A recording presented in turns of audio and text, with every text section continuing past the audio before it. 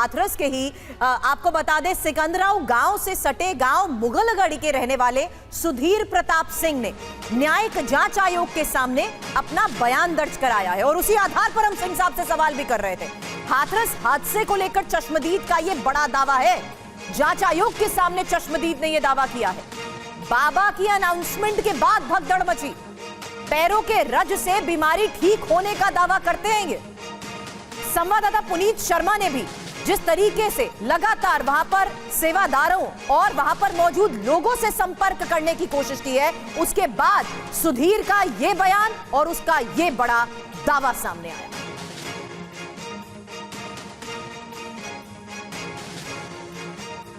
हाथरस भगदड़ मामले की जांच न्यायिक आयोग कर रहा है। न्यायिक आयोग ने आज जांच के दौरान उन लोगों को बुलाया जो अपना स्टेटमेंट रिकॉर्ड कराना चाहते हैं, जो कुछ जानकारी न्यायिक आयोग को देना चाहते हैं जिससे जांच के दौरान मदद मिले। इस वक्त हमारे साथ एक शख्स मौजूद हैं जिन्होंने न्यायिक आयोग में अपनी जो है बात रखी है, उनको कुछ सबूत दिए हैं। क्या नाम है आपका और कहाँ से आप आए हैं? मेरा नाम सुधीर प्रताप सिंह, गांव मेरा मुगलगढ़ी है। मुगलगढ़ी वही घटना स्थल का वही गांव है। घटना स्थल का जिस दिन ये घटना हुई आप वहाँ पर मौजूद थे? जी जी जी। यानी चश्मदीद हैं आप? जी जी। क्या देखा आपने और क्या रिकॉर्ड आपने पुलिस को दर्ज कराया? वही दर्ज कराया कि घटना इसी वजह से हुई कि बाबा ने बोला कि वो रज लेके जाना और उसी चक्कर में लोग उनके काफिले के पीछे दौड़े और उनके कमांडो ने उनसे धक्का मुक्की की।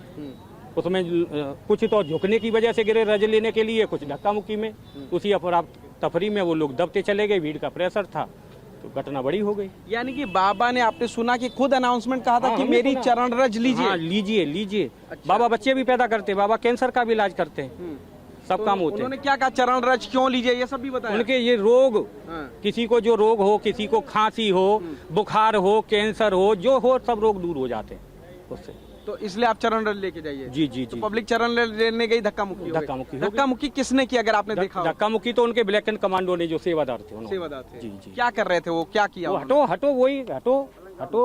अब मैं गिरता ही चले जाएंगे, अब मैं धक्का मारता जाऊं तो ये होता है। वही मैं करके बता रहा हूँ आपको कैसे होता है। अच्छा अच्छा। तो पुलिस प्रशासन की गलती नजर ने, आपके नजर में गलती किसकी? नहीं, प्रशासन की कोई गलती नहीं है। प्रशासन से कोई मदद न ली गई और उन्होंने प्रशासन से बदतमीजी भी की, जो ये पकड़े गए इन्होंने। अच्छा, इन्होंने ये पकड़े गए हैं जो मुख्य आरोपी, इन्होंने सबसे ज्यादा टेलर इन्हीं का था वहाँ पे। यानी गलती सेवादारों की है गलती बिल्कुल। बाबा की भी है जिसने कहा चरण रज लो, जिसने ये कहा। बाबा की जाना चाहिए। जाहिर तौर पर तो ये चश्मदीद मौजूद हैं जिन्होंने जांच आयोग के सामने अपना बयान दर्ज कराया और कहा है कि जिस वक्त ये घटना हुई बाबा ने अनाउंसमेंट किया था कि उनकी चरण रज ले जिससे बीमारियां दूर हों, और जब लोग चरण रज लेने के लिए नजदीक आए तो बाबा के सेवादारों ने धक्का मुक्की की, जिस कारण भगदड़ हुई और 121 लोगों की मौत हुई। फिलहाल जांच आयोग इस पूरे मामले में लोगों के बयान दर्ज करा ताकि इस जांच में सहयोग मिल सके। कैमरामैन वीरेंद्र मौर्य के साथ पुनीत शर्मा, TV9 भारतवर्ष, हाथरस। विक्रम सर, एक बात ये भी समझा दीजिए, क्योंकि यहां पर इस थ्योरी पर क्यों ना यकीन किया जाए जो बात शुरुआती जांच में भी पिछले 6 दिनों में सामने आई है कि वहां के सेवादारों की गलती है जो सिचुएशन को उस वक्त हैंडल नहीं कर पाए, और यहां पर खुद जनता दरबार लग रहा है। मैं हमारे सहयोगियों से बात इसीलिए कर रही थी क्योंकि जनता दरबार इसलिए लग रहा है ताकि वहां पर लोग सामने आए, उन जांच कमेटी के सामने, अधिकारियों के सामने, जो ये बताएं कि उस वक्त की हकीकत क्या थी। अब ये बात तो साफ तौर पर मानी जा रही है ना कि अनाउंसमेंट हुई, पैरों की रज की बात कही गई, और यही अगर भगदड़ के दौरान भी अनाउंसमेंट वो कर देते तो शायद स्थिति उस वक्त कंट्रोल हो जाती।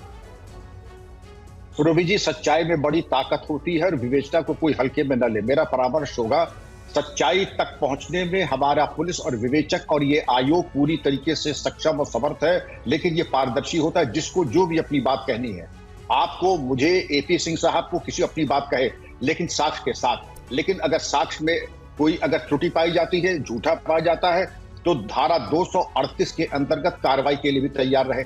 और आज तक अगर हम यही समझ रहे थे, और इसके वीडियो एविडेंस है, आपने जो साक्ष्य जी, वो उसमें जो व्यक्ति बोल रहा था वो वीडियोग्राफ A ग्रेड एविडेंस है, जो कि भारत के सभी न्यायालयों में होगा।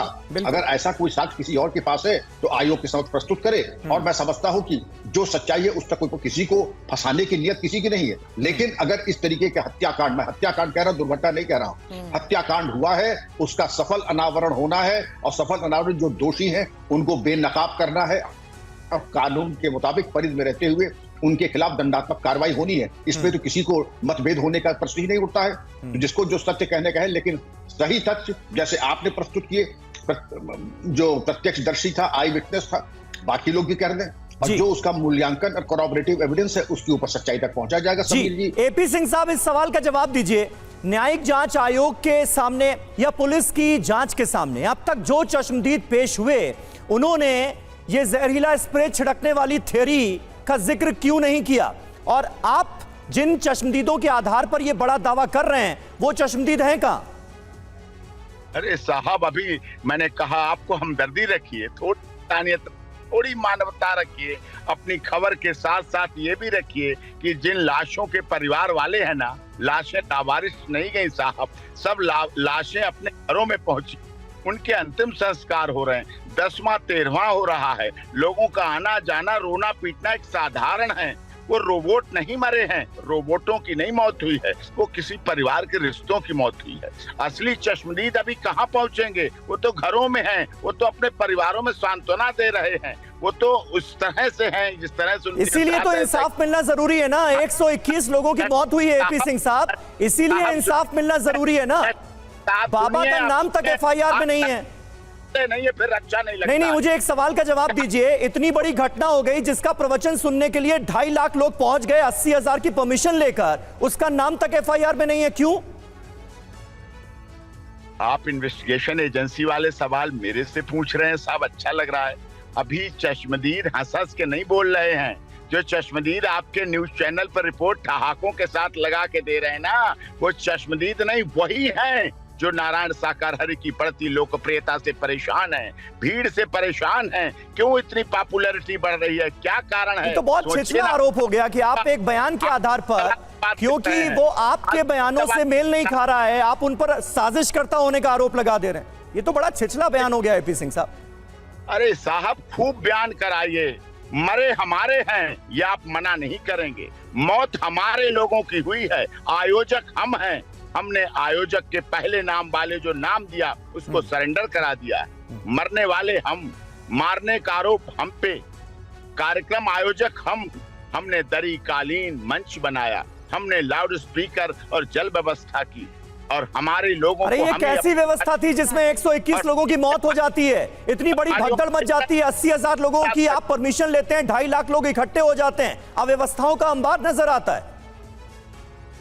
अब व्यवस्थाओं का अंबार, 80,000 की परमिशन ली है ना, 80,000 की व्यवस्थाएं थी ना, 80,000 की व्यवस्था को एनालिसिस किया ना, साइट प्लान बना ना, खाली खेत दिखे ना, हाईवे के एक तरफ कार्यक्रम था, घटना हाईवे के दूसरी तरफ हो रही। आप समझिए, उस दृष्टिकोण से सोचिए। मरने वाले हमारे हैं, आप हमदर्दी से देखिए। हमारे कोई दुश्मन नहीं है, हम दुश्मन हम ही बुलाएंगे और हम ही उन्हें मारेंगे।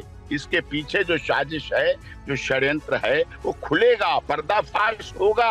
अभी समय दीजिए आप, अभी 10वां 13वां नहीं। अगर आप अपनों को ही आपने खोया है तो बस इतना बता दीजिए, उन अपनों की खातिर बाबा सामने कब आएंगे? आ चुके हैं, आपके सामने चला चुके हैं, आप ही अपने चैनल पर चला रहे हैं, आप ही दिखा रहे हैं। अरे भाई, बाबा का बयान कब दर्ज होगा? बयान कब दर्ज होगा उनका? सुनिए, अगर आज नारायण साकारहरि सड़क पर निकल जाए ना, तो 1000 गाड़ियां होंगी, 3 से 4 करोड़ फॉलोअर्स हैं उनके देश में। तो क्या करें? रसूख क्यों याद दिला रहे हैं आप? मतलब रसूख से नियम कायदे कानून चलते हैं क्या? हमें पता है वो 20-20 गाड़ियों, 25-25 गाड़ियों से चलते हैं। हमें पता है कि 2.5 लाख लोग आते हैं उनके प्रवचन सुनने के लिए। हमें पता है कि इतनी अव्यवस्थाएं होती हैं कि 121 लोगों की मौत हो जाती है। वो एक गाड़ी से निकलते हैं, वो गाड़ियां दूसरे हैं, गाड़ियां फॉलोअर्स की हैं, वो गाड़ियां अनुयायी, वो 25 गाड़ियों पे एक साथ बैठ जाते। अरे वो 25 गाड़ियों से जाएं या 50 गाड़ियों से जाएं, मैं ये कह रहा हूं कि वो बयान कब दर्ज कराएंगे अपना? प्रवचन तो उनका सुनने आए थे लोग ना, जिनकी मौत हुई है। जो भी इन्वेस्टिगेशन एजेंसी हैं, बिल्कुल जांच में जब बुलाया जाएगा भाग लेंगे। लॉ अबाइडिंग सिटीजन है। अच्छा, तो अभी तक जब उनको इतने दिनों से, शुरुआती दिनों में ढूंढा जा रहा था, मैनपुरी के आश्रम में उनकी मौजूदगी को लेकर भी जिस तरीके से सवालिया निशान खड़े थे, तब भी उन्होंने जांच में सहयोग करने की कोई कोशिश नहीं की। तो ये लुका छिपी क्यों? किस तरह की आप बात कर रहे हैं? आप इन्वेस्टिगेशन एजेंसी क्यों बन रहे हैं? इन्वेस्टिगेशन को अपना काम करने दीजिए, न्यायिक आयोग को अपना काम करने दीजिए। आप स्थिति को समझिए। अगर राय आज साहब, रोड पर चलिए, ठीक है, और किसी ठीक है। के जाने लगे तो क्या हाल होगा भीड़ का, क्या हाल होगा आलम, राय सर, क्या अब आलम? मुझे ये बता दीजिए, प्रथम दृष्टि से देखा जाए तो जांच के लिहाज से अब तथ्य कोर्ट के सामने रखे जाने जरूरी हैं। अब कोर्ट के सामने रखे जाने तथ्यों में क्या इनका बयान उतना इंपॉर्टेंट नहीं है? क्योंकि ये तो अभी तक जांच के लिहाज से सामने आए ही नहीं है। बिल्कुल आप मत चिंता कीजिए, नारायण साकारहरी कहीं आपको एपी सिंह साहब, राय साहब से राय साहब से सवाल था। सवाल था। जी एयरपोर्ट पे भागते हुए नहीं मिलेंगे। बिल्कुल आप मत चिंता करिए।